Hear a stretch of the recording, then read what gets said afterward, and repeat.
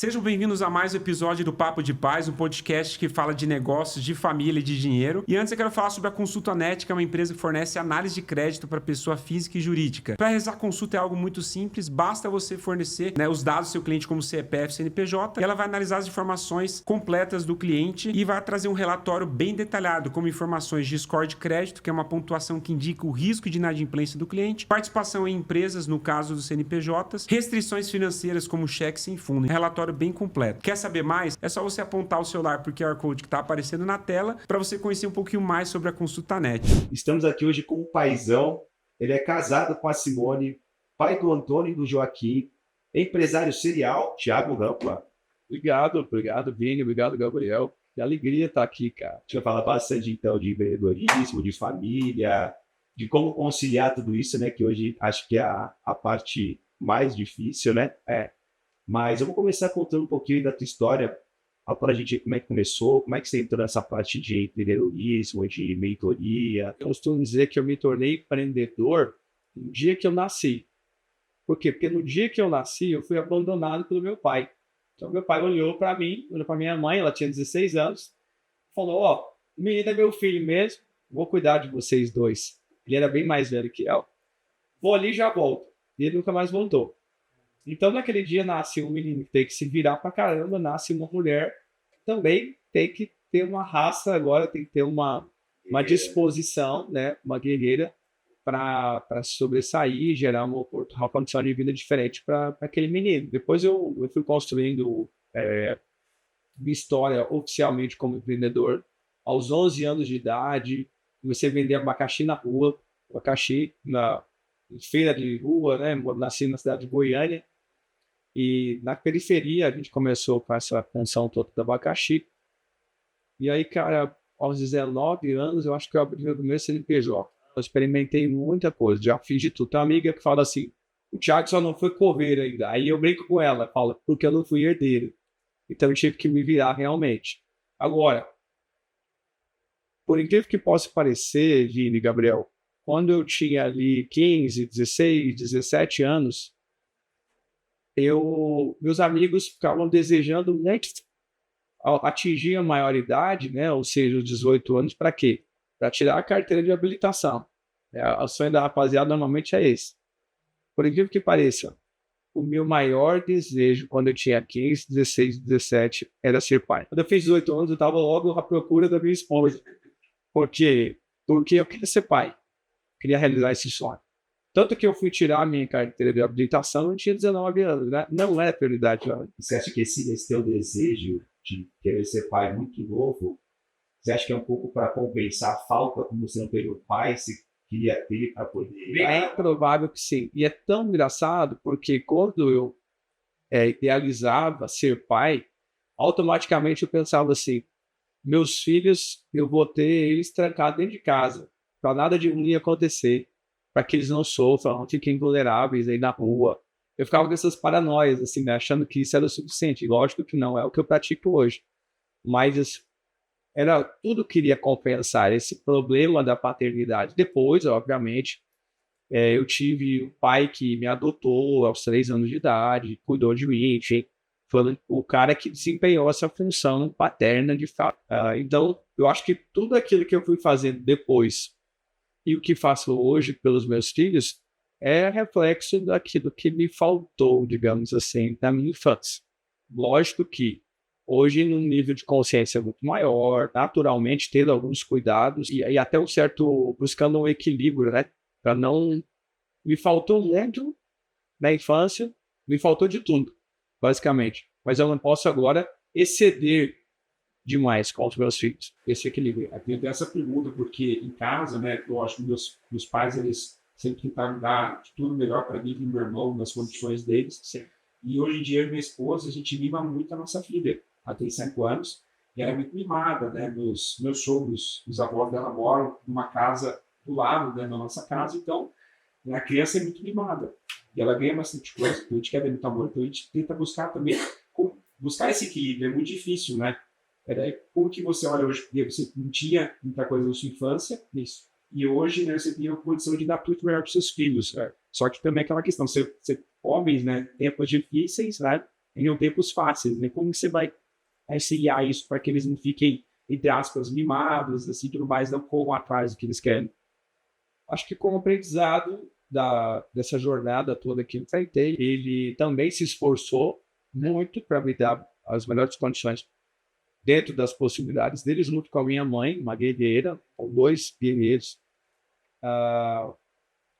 E à medida que eu fui me tornando adulto e vivendo algumas experiências empresariais, inclusive, de conquista, de fracasso, entendendo por que de repente eu fali tão cedo, e os motivos que me levaram à falência, onde estava a origem disso?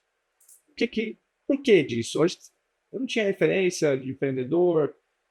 Por que eu estava empreendendo, por exemplo?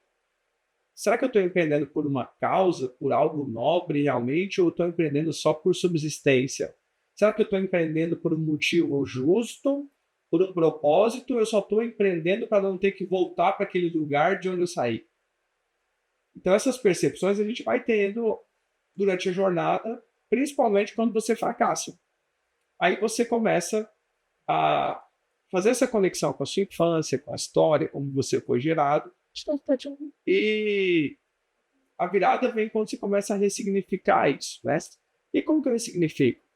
Olhando hoje para os meus filhos e falando, olha, vocês têm, percebendo que eles têm, eu tenho condição de dar tudo aquilo que eu não tive na minha infância, mas também não posso exagerar. Não posso cometer o erro de como eu disse há pouco, de exceder com eles. Então, todo excesso revela uma falta, revela um problema. Né? Então, eu tento equilibrar. Não foi sempre assim. Algumas fases da minha vida aí que eu não tinha essa percepção. E sim, aí cometi o inverso do erro, que aí foi excedendo. É impressionante, todo mundo que a gente conversa sempre tem uma história de fracasso. Por fracasso que a gente realmente tira muitas lições e aprende muita coisa. A gente um pouquinho, como é que foi esse teu fracasso? O que aconteceu? Quais as grandes lições que você tirou para realmente hoje estar nesse patamar que você está, nesse nível que você está? Que engraçado isso, né, cara? Essa forja, ela dói pra caramba, né? Podia ser menos dolorido. Mas os grandes líderes políticos, empresariais do país, do planeta, eles têm uma história de infância terrível, a maioria das vezes. Né? Sinceramente, não sei se dá para considerar fracasso o que eu vivi. Acho que, ressignificando isso, eu chamaria de aprendizado mesmo, de oportunidade que a vida me deu de aprender com esses erros. Mas, no geral, esses erros ou os fracassos que eu tive empresarialmente falando e também como homem, no geral, foram porque me faltou orientação. Foram porque me faltou direção. E aí, meu papel do pai foi porque me faltou, de repente, sim, num determinado momento, a referência paterna. Então, isso para mim foi um desafio a vida toda. Então, na minha adolescência, eu vim saber, por exemplo, aos 14 anos de idade, eu vim descobrir quem era meu pai biológico de verdade. Porque do 0 aos 14 eu tinha uma história. De repente, aos 14, eu sou informado de que aquela história não era verdadeira. Em que meu pai era uma outra pessoa. Aí imagina a loucura que isso criou na cabeça. Na hora, eu recebi essa notícia assim, de forma muito alegre, muito feliz. Por quê? Porque a pessoa a qual atribuíam essa figura paterna para a minha vida não era lá uma pessoa muito interessante. Daquela que você tem orgulho de falar, esse cara é meu pai. Foi muito tenso tudo isso. Então eu sempre soube que o meu pai que me criou, olha que loucura. Você que está me assistindo agora o meu vídeo, entenda o que eu vou te contar. No dia que nasci, fui abandonado pelo meu pai. Minha mãe, na intenção de talvez manter perto dela um relacionamento, uma pessoa, um cara que ela era apaixonada pelo cara. E é uma menina, 15, 16 anos de idade. Na intenção de ter por perto esse cara, ela resolveu dizer pro cara que era filho dele. E escondeu isso de toda a família. De todo mundo. Que eu fosse filho de uma terceira pessoa. O meu avô, vendo aquela cena, e meu avô, um cara muito pobre, muito miserável, da periferia de Goiânia, me registrou no nome dele. Da minha mãe, como se eu fosse irmão da minha mãe, filho dos meus avós. Eu tenho 2 certidões de nascimento. Beleza. Aos 7 meses de vida, ainda que meu avô tivesse registrado o nome dele, mantinha-se no ambiente lá onde a gente foi gerado a informação de que eu era filho de um cidadão específico. Esse cidadão, ele é assassinado, Vini, aos 7 meses de idade. Quando eu tinha 7 meses de idade, esse cara morreu, foi assassinado. Beleza, aí morre a figura do meu pai biológico. Aos 3 anos, a minha mãe conhece uma pessoa, se apaixona, e esse cara resolve, então, adotar o menino e essa menina, né? Essa jovem. E nessa adoção, ele resolve me registrar no nome dele, como sendo filho dele. E aí, muito nobre da parte dele, vai lá e coloca o sobrenome. E a minha mãe mantém essa informação de que eu sou filho de um cara, filho biológico de um cara que tinha sido assassinado quando eu fiz 7 meses. Vocês entenderam o que eu falei aqui? A Bala disse que é Osmar novela mexicana. E aí, cara, quando eu faço 14 anos, a minha mãe resolve contar a verdade. Olha, você não é filho do fulano, você é filho de um outro cara. E aí, bicho, manda tudo isso. Então, nessa história, você não teve 3 pais, teve 4. 4 pais. 4 pais. Caramba. Então, ao mesmo tempo que você tem muitos, você fica meio desnorteado com referências. E aí você fica pensando assim, eu sou fruto do quê? Eu sou fruto, eu carrego o DNA de quem? A essência de quem? O DNA, fisiologicamente falando, biologicamente falando, eu sei de onde vem. Mas e a essência? E a personalidade? Entende? Aí valores. Isso. Aí fica um pouco confuso. Aí é onde entra a espiritualidade da minha vida, cara. Porque aí eu começo a estudar, e quanto mais eu estudo esse papo de paternidade, mais eu me volto para a minha origem mais real e genuína possível, que é o DNA divino. Que aí é olhar para um cara que não cometeria esse monte de barbaridades ou de falhas, ainda que não seja intencional da parte dos meus 4 pais, mas tem alguém ou algo superior, que eu chamo de Deus, que eu resolvi em um determinado momento, e aí eu parei de chorar quando falava disso, de sofrer quando falava disso. Minha voz embargava até pouco tempo atrás. Quando eu comecei a olhar para Deus e vê-lo como um pai que não comete erro, que não mente, que não te abandona, independente da circunstância, porque se você for conversar com homens, cada um vai ter uma explicação.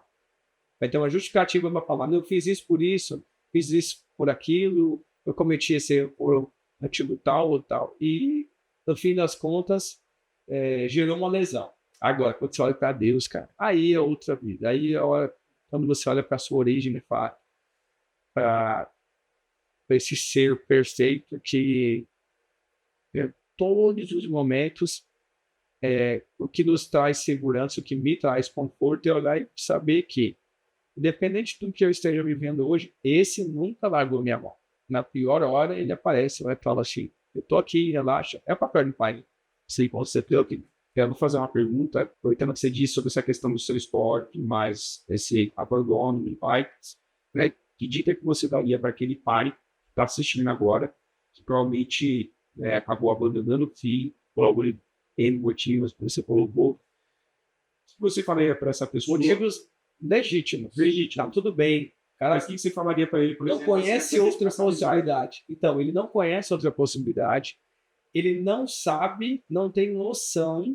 Um pai que abandona o filho, um pai ausente, ainda que more na mesma casa, mas que não tem unidade com o filho, muito provavelmente ele não recebeu isso na infância, ele está replicando esse modelo, esse padrão, porque ele talvez não tenha percebido ainda a lesão que isso vai gerar nessa criança.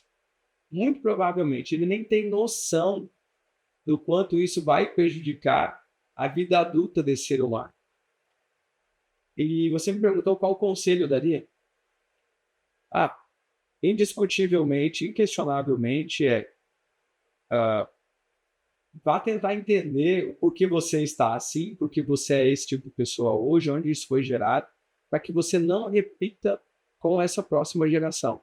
Tem uma frase que eu gosto muito de um amigo, que um dia ele falou, Thiago, nós não podemos permitir que a próxima geração sofra pelos mesmos problemas que nós. Então, o conselho é esse, cara.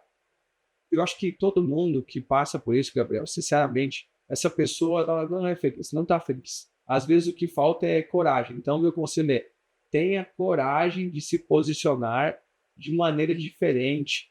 Tenha coragem de ser um homem ou um pai melhor do que o seu pai foi para você.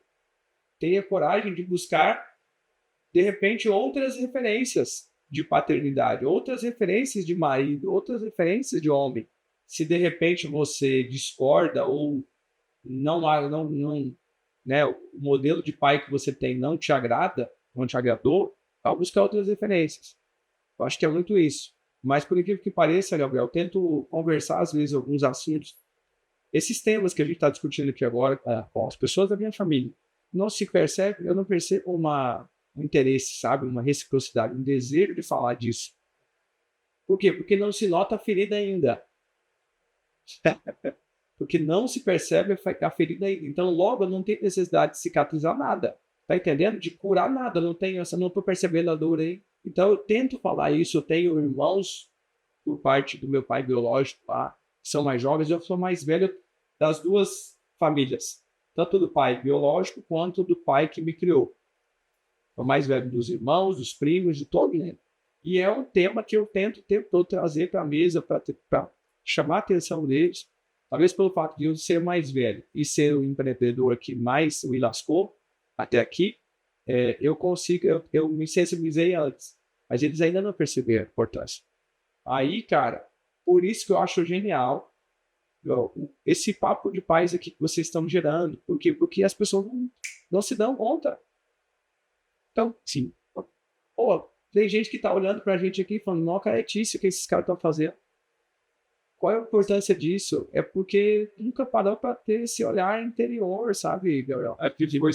Essa questão na sociedade, por que eu tive até essa vontade de criar o podcast? Porque meio que se coloca na sociedade brasileira que a figura central da família é a mãe que cria, a mãe que cuida. Então, ficou meio que um tabu nessa questão de paternidade. O pai tem que trabalhar, ser o provedor, manter a família, e a mãe que cria. Só que a gente sabe que não pode ser dessa maneira, porque tem muitos filhos que estão sendo prejudicados pela ausência dos pais. E você que tem muitos empresários que muitas vezes compensa a questão do amor e a presença com presentes caros, com viagens caras. E a gente sabe que lá no fundo, lá na frente, eles vão se arrepender disso. Até um grande exemplo que eu vou dar, uma vez fizeram um bonito com uma enfermeira norte-americana, esqueci o nome dela agora, mas ela colocou um dos maiores arrependimentos das pessoas do leito de morte, era de não ter dado atenção para a família, ter trabalhado muito, não ter corrido atrás dos seus sonhos. Mas o principal foi não ter dado atenção para os filhos como deveria. Então, se as pessoas, grande parte delas, se arrependem do leito de morte, não ter dado tanta atenção, por que hoje em dia não cuidam mais dos filhos e tudo mais? Eu, por exemplo, abdiquei de propostas profissionais lá atrás, quando minha filha nasceu, para ganhar muito bem financeiramente, mas eu teria que sair de casa tão cedo, pegar mais 3 horas de trânsito, e eu preferi trabalhar em casa, ganhando menos para participar da criação da minha filha. Então, assim, muitas vezes a gente acaba, acho que até a maior parte dos empresários, né, grande parte deles, acabaram tendo que abdicar tempo com a família por um tempo, né, algumas 1, 2, 3, 4 anos, para poder ter sucesso, ter relevância. Aí, bem nessa linha, existe alguma forma de conciliar isso com a família desde o começo? Ou você acha que, de repente, não, tem que abdicar por um tempo, ou acontece muito? Olha para gente, Vini, eu vou responder essa pergunta, mas eu quero só complementar o que o Gabriel falou. Aí eu vou para o Instituto Tiago de Pesquisas. Eu acho que eu tenho um pouco de autoridade para falar o que eu falo agora, porque são mais ou menos, nos últimos 15 meses, eu devo ter conversado com 2.600 empresários aproximadamente, conhecido intimamente os negócios deles.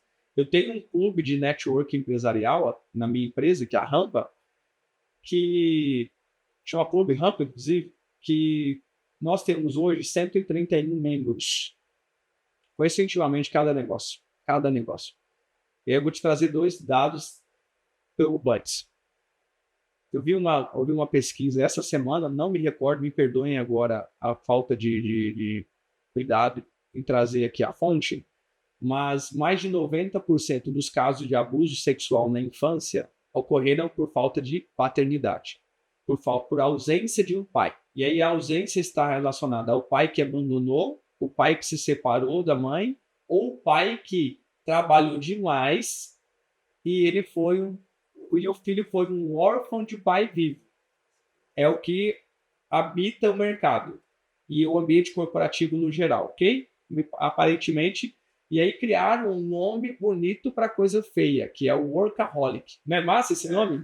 Pô, legal demais. Aí qual é a imagem do workaholic? É um homem com um corpo bacana, de terno e gravata, com um helicóptero, com uma moto, com um carrão, com uma casa bonita na beira da praia, mas a esposa está no shopping, os filhos estão com a babá. Mais ou menos isso. Aí deram um nome bonito. Eu sou Aí tem gente que tem orgulho de falar, eu sou workaholic. Ok. Então, um fato preocupante, mais de 90% dos abusos sexuais na infância se dão por conta da ausência do pai. Agora, vamos para o Instituto Thiago de Pesquisas. No meu laboratório, hoje eu sou mentor de várias empresas, de vários empresários e empresárias desse país, dos mais diversos portes, nichos, segmentos, faturamentos que vocês possam imaginar. Gente que está numa fase de concepção do negócio até a quinta maior indústria do país, no segmento deles, vende milhões e milhões em uma marca mega conhecida no Brasil. Eu vou conversar com as pessoas e aí elas vêm até nós muitas vezes, e muitas vezes de fato acontece isso mesmo. A necessidade é de grana, de aumentar a venda, de melhorar a performance com o time, é na liderança, Vini, é na gestão, é no caixa, é nos processos. E aí eu conversando e percebendo que aquilo não é a primeira vez que a pessoa está passando pelo mesmo problema, tem problema se repete. E aí eu pego, chamo o cara para tomar um café, saio daquele ambiente da formalidade e falo, vamos trocar uma ideia diferente agora. Vamos almoçar, vamos fazer um churrasco, vamos jogar futebol, jogar tênis, né? E aí, como quem não quer nada, como diz lá no sul do país, né? Como quem não quer nada, eu pergunto pro cara, se a sua empresa, esse seu negócio, por acaso você herdou ele de alguém, essa profissão que você escolheu, é estímulo do seu pai, qual é a cena dessa pessoa? Não para colaborador na empresa dela, ela muda de ideia toda hora, é extremamente inconstante e instável nas ideias, tem um turnover gigantesco na operação, ou já empreendeu num milhão de coisas diferentes. E quando ela desiste, sempre que tem um primeiro desconforto, na primeira dor de barriga, para com isso, vou fazer outra coisa. Esqueci, isso aqui não faz sentido para mim, eu vou fazer outra coisa. Essa pessoa está buscando o tempo todo ser aceita. Essa pessoa está buscando o tempo todo chamar atenção, ela não quer sofrer mais. Então, por isso que no primeiro desconforto à frente do negócio, ela cai fora. Primeiro desconforto que ela tem com um colaborador, ela demite. Ou o colaborador, ela não foi prudente suficientemente, não usou os métodos necessários na admissão desse colaborador. E quando eu faço essa pergunta para ela, você é herdeiro desse negócio? Essa profissão você foi incentivado pelo seu pai? O que vocês acham que acontece? Todos respondem que sim. Não. Não? As pessoas começam a chorar. Pai? Que pai? Eu não tive pai. Meu pai morreu quando eu era criança. Meu pai se separou da minha mãe. Meu pai saiu de casa. Meu pai trabalhava, acordava 4 horas da manhã e trabalhava até às 5 da tarde. Mas chegava. É o órfão de pai rico, esse menino, essa pessoa. Ou seja, aí ele me conta, não, meu pai trabalhou muito para dar de tudo para nós, mas quando era 7 horas ele estava dormindo e no fim de semana ele fazia churrasco, tomava cachaça e não dava atenção de pai. Meu pai nunca me deu beijo, nunca me deu abraço, nunca disse eu te amo. Tampouco me deu uma orientação de como eu ser um empreendedor ou um profissional de sucesso. Simples assim. Instituto Thiago de Pesquisa afirma, meu laboratório tem 2.600 pessoas, 2.600 CNPJs. Eu fiz essa validação. Até agora, todo cara inconstante, instável, que começa algo e não termina, que tem alta rotatividade de colaborador. Quando eu vou perguntar para ele sobre a história de paternidade dele, ele me conta que ele tem uma lesão na estrutura emocional dele gerada pela ausência de um pai. Por isso que tudo que ele começa, ele não termina. E esse perfil, como ele se comporta como pai, quando ele está do outro lado, ele muda muito isso? A grande maioria ainda não. E quando eu falo para as pessoas, é possível você ter um negócio bem sucedido, bem estruturado, que caminhe sem você. É possível você ter uma empresa onde você é dono do negócio e a pessoa menos importante da empresa.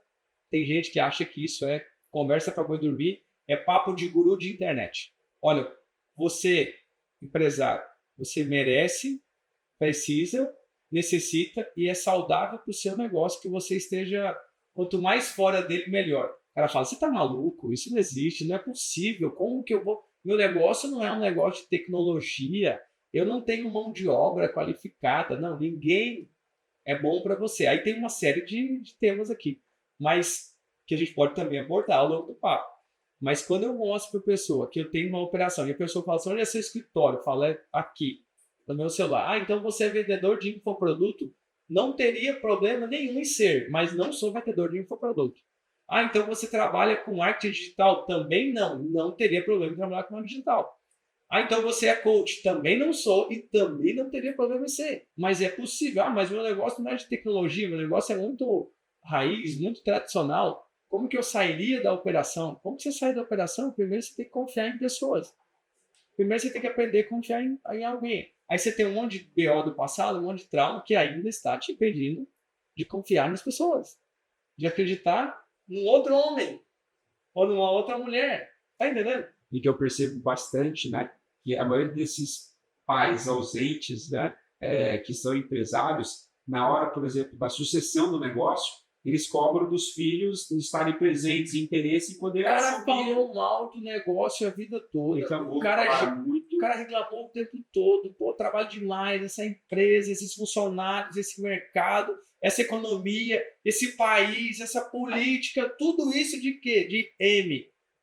Aí eu quero que o meu filho venha trabalhar nesse ambiente de M. Não vai rolar. Ou ele foi extremamente ausente, trouxe para dentro de casa todos os problemas, toda essa carga negativa emocional do seu trabalho, da sua rotina, e aí vamos lá, não existe vida profissional e vida pessoal. Aí eu chego na porta da minha casa, deixo os meus problemas para trás no escritório. Isso é a maior mentira do mundo. Não existe vida pessoal e vida profissional, só existe vida. Logo, eu não tenho boa relação com o meu trabalho e ainda assim passo a maior parte do tempo nele. Como que meu filho enxerga uma coisa dessa? Julgando as frustrações da família. Descarregando as frustrações dos filhos. Aí o cara tá cheio de BO lá no trampo dele, quando o filho pisa na bola com ele, ele trata o filho tão mal, ele descarrega no filho a raiva que ele não pode descarregar no sócio, no colaborador. Então, assim, hoje eu tenho o privilégio, cara, de... Meu filho tinha 4 anos, o mais velho, hoje ele tem 7, vai fazer 8. Mas quando ele tinha 4 anos de idade, eu levei ele para um evento da minha empresa.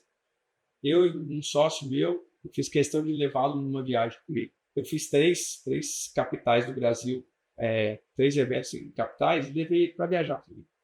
E aí, quando acabou as nossas palestras, a nossa participação no evento, eu tinha deixado ele com um papel e um jogo de canetinha, porque ele desenha muito bem, se vocês desenham bem. E aí ele estava lá, eu deixei ele para fazer pintura, né? Aí quando eu encontrei ele estava emburrado, braço cruzado lá, bravo. Falei, o que foi, filho? Ele falou, pô, você já palestrou, seu sócio palestrou, e eu vou palestrar que horas? Quando eu vou palestrar? Eu comecei a chorar na hora. Eu falei, caramba, o game pode acabar aqui, que eu venci. Era isso que eu queria. Então eles têm muito amor. Tem um trabalho que eu faço com os empresários, membros do Clube Nampa, que eu inicio ele às 5 da manhã, das 5 às 6 da manhã. E eu faço isso por alguns períodos do ano, com essas pessoas que nós somos mentores, né? Meu filho mais novo, aos 4 anos de idade, ele acorda junto comigo, ele fica lá, do meu lado. Eu tenho um estúdio em casa, onde eu faço essa transmissão com as pessoas, essa reunião de alinhamento das manhãs. Meu filho fica do lado, e ele brinca. Eu sou seu assessor. E ele não. Eu mandei fazer relógio da minha empresa. Eles querem ter o relógio da empresa. Eles querem ter a camiseta da empresa. Eles querem ter o squeeze da empresa. Os dois são empreendedores. Eles vendem bolo no condomínio que eu moro. Eles vendem geladinho na igreja. Eles querem vender tudo, na verdade. Se deixar, eles querem vender tudo, né? Eles querem empreender o tempo todo, querem estar nesse movimento o tempo todo, eles têm prazer de estar comigo. eu faço alguns encontros de amigos em casa, enfim, reúno as pessoas, meus filhos fazem questão de estar à mesa comigo, ouvindo o que os meus amigos estão falando. O mais velho, ele me vê saindo de casa uma vez por mês, eu faço um grande evento em São Paulo, de 3 dias. Ele quer participar, até hoje eu não deixei ele ir. Ele já foi assim, de surpresa, me homenagear no palco, com a minha esposa, etc. Mas ele chora todas as vezes. Ele fala, pai, o evento chama Inversão Empresarial. Ele memorizou e ele sempre fala isso, pai, quando vai ter inversão? Quando você vai deixar eu ir? Ele quer ir, ele gosta de estar lá. Então, assim, hoje a gente tenta mudar a cena toda, né? Aquelas coisas onde nós fomos gerar. Minha esposa é médica, ginecologista, e aí a gente fica nessa agora. Qual será que vai para a área da saúde? Qual que está para esse meio tecnologia e empresarial, business e palco, né? Que é onde eu habito um pouco mais. A gente fica nessa. Quem será que eles vão modelar? Até agora eu estou ganhando. E como que vocês conseguiram esse tempo? Sua esposa é médica, né, trabalha bastante, você também. Como você conseguiu um tempo de sucesso profissional, também sucesso em casa? A gente conseguiu, Gabriel, no dia que eu vi que no dia que nós dois vimos que nós estávamos cometendo com os nossos filhos o mesmo erro que os nossos pais cometeram conosco. Quando eu estava viajando muito, trabalhando muito, muito preso na operação, e a minha esposa, médica, ginecologista obstetra. Imagina só o quanto ela foi ausente. Então, a gente, por um período da infância, ou do início da infância do meu filho mais velho, a gente estava substituindo a presença por presentes. E aí eu estou falando de bens materiais mesmo, comprando muito brinquedo para o nosso filho mais velho. De repente, a minha esposa olha para os meus filhos, e ela não sabe o calçado, o número do calçado que os meninos calçavam. Vai comprar um presente e não sabe. Poxa, vamos ligar para quem para perguntar que número eles calçam? Dá até vergonha de ligar para a empregada de casa, para a nossa funcionária, ou ligar para minha mãe ou para a sogra e perguntar que número será que esses meninos calçam? Que a gente não sabia. De repente, a coordenadora da escola do meu filho, que me seguia na internet, no Instagram, me liga e fala, seu filho está dando muito problema na escola. Eu pergunto para ela, por que você acha que ele está fazendo isso? Qual é a origem? Eu quero contribuir, quero colaborar para resolver isso. Ela falou, o pai dele está sempre viajando. Aí a gente olha e fala, o que a gente vai fazer? Tomamos uma decisão. Nós tínhamos uma rede de apoio, que eram os nossos pais, muito próximos, parentes, familiares muito próximos. A gente se muda para São Paulo, vem morar num lugar onde ninguém nos conhecia e nós também não conhecemos ninguém. Rede de apoio, zero. Então a gente se obrigou a ficar com eles.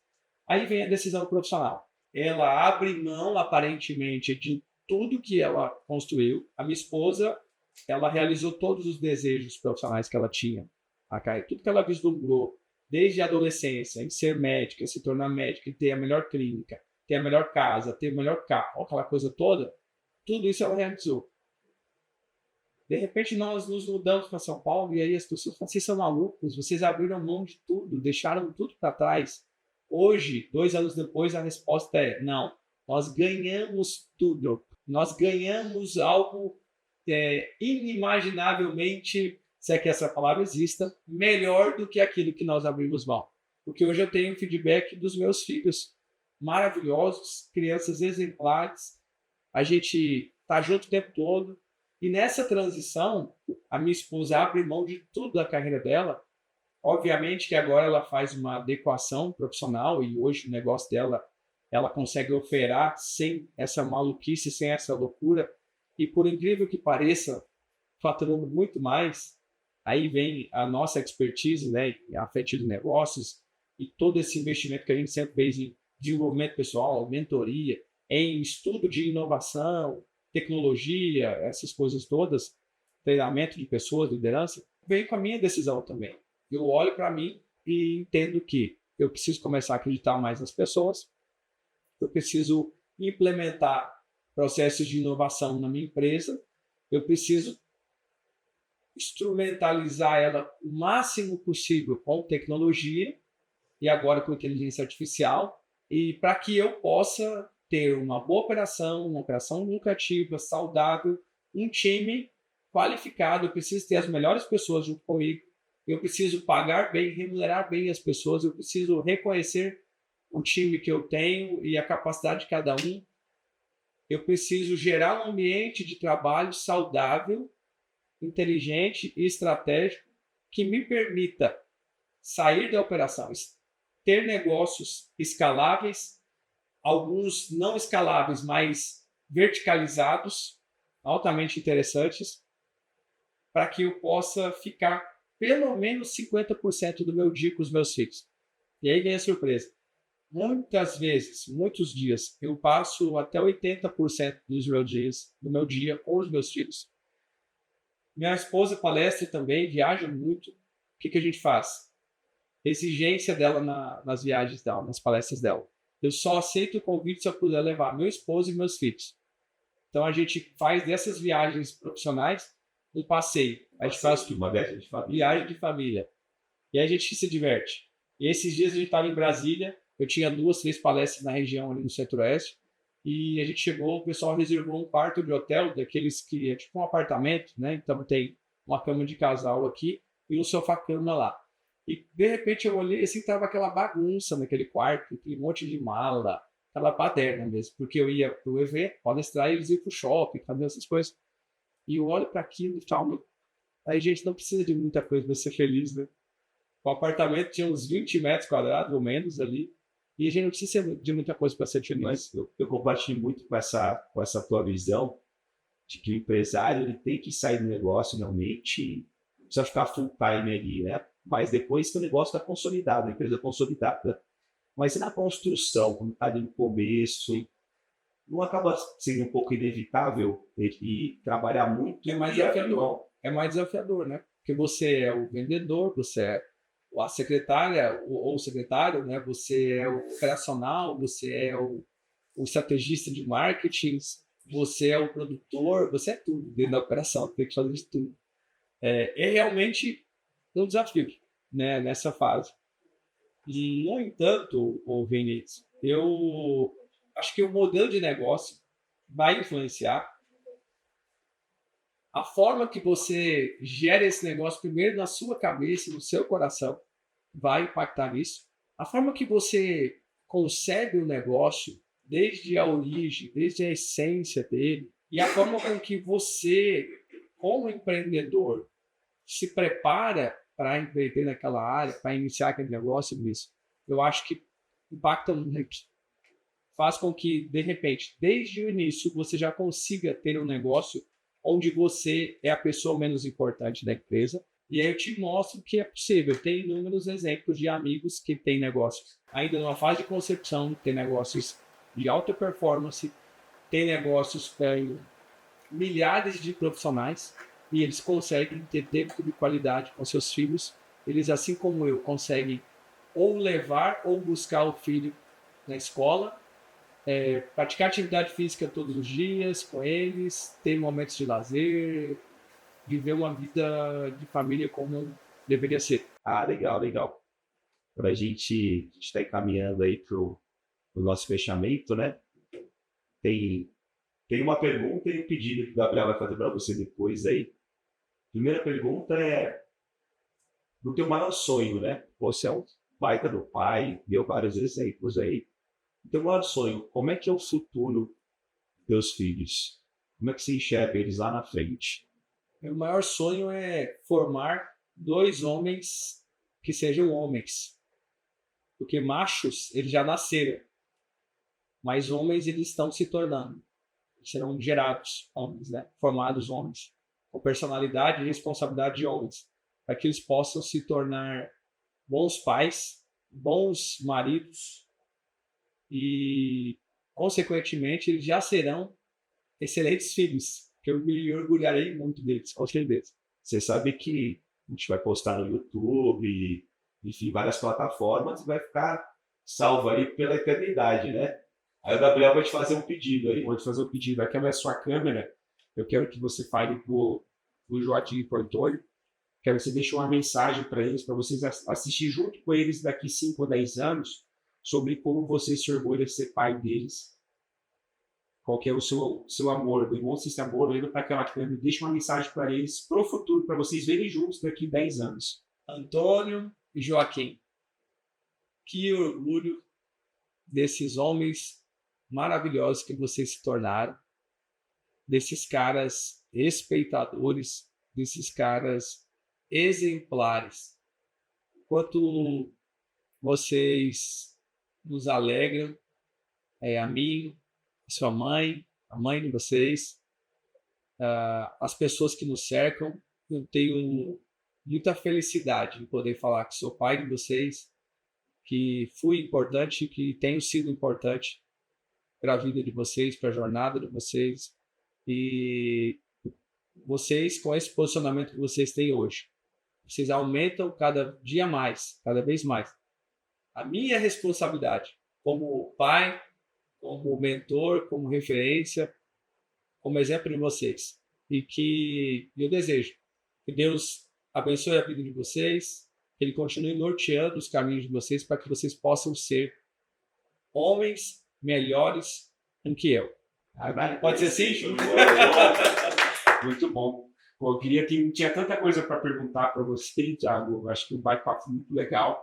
E espero também que a gente possa ter outro momento, né? Tem tanta coisa para compartilhar. Eu acho que sua experiência de vida, a sua experiência profissional, tem muitos pais que estão assistindo a gente que com certeza vão pegar insights maravilhosos para não só se tornarem profissionais melhores, para terem sucesso nos seus trabalhos, mas também ter sucesso em casa. Sempre falo, não adianta nada você ser um profissional de sucesso e ter fracasso em casa. Então, muito obrigado pela sua participação. Espero que sua mensagem chegue para milhares de pessoas e que a gente consiga, né, trazer mais conselho para os pais, que tem muitos pais que ainda estão perdidos nas suas vidas e que com certeza estão a poucos passos de se encontrarem. Gabriel, obrigado pela oportunidade, Vini, também. Muito bom esse papo. Hoje teria realmente muito assunto aqui e eu quero concluir a minha participação só testemunhando algo que hoje talvez eu deva ter me tornado, nesses últimos tempos, um dos empresários mais, eu diria, privilegiados do Brasil, muito provavelmente, pelo meu meio, né? As pessoas que são meus sócios, depois quem for nas redes sociais aí, me procurar vai ver com quem eu ando, né? Os homens e mulheres de sucesso com quem eu me relaciono.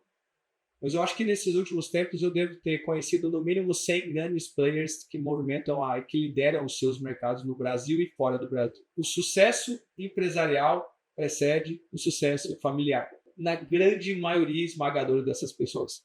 Todos os big players que eu conheço e com quem eu me relaciono, eles têm uma vida familiar extremamente alinhada. Eles não perderam os filhos, eles não perderam as esposas. Muito pelo contrário. Eles têm uma alta performance em casa e isso se replica nos negócios deles. Então, essa é a minha receita e essa é a minha referência a partir daqui. Fale suas redes sociais também para o pessoal te encontrar. Legal. No LinkedIn, no Instagram, no Facebook, Thiago Rampa sem H. Thiago Rampa sem H. Ok? T-I-A-G-O. Rampa. Bem fácil de encontrar. E também para os empresários que querem fazer parte do Clube Rampa, onde que eles encontram? Também pode entrar em contato com a gente lá, ou pode ir no site cluberampa.com.br. Pode acessar através do Instagram também. A maioria das pessoas que estão hoje na Rampa eles são oriundos de indicação para o clube. Mas para a plataforma de educação empresarial, que prevê a estruturação e alavancagem de negócio, conexão com investidores, etc., pelas plataformas digitais, aí está à disposição pelas redes sociais e pelo site. Para o Clube Rampa, aí são pessoas que vêm, são indicadas, né? Então, normalmente o membro indica o outro e assim não. A gente vai estruturando isso tudo. Em breve a gente quer fazer parte do Clube Rampa também. Vou convidar vocês para irem no dia 6, 7 e 8 de junho. Vocês que estão nos ouvindo ou nos assistindo, se entrar em contato lá no meu Instagram, Thiago Rampa, sem H, e me disser que ouviu ou assistiu o nosso podcast, esse Papo de Paz aqui, né?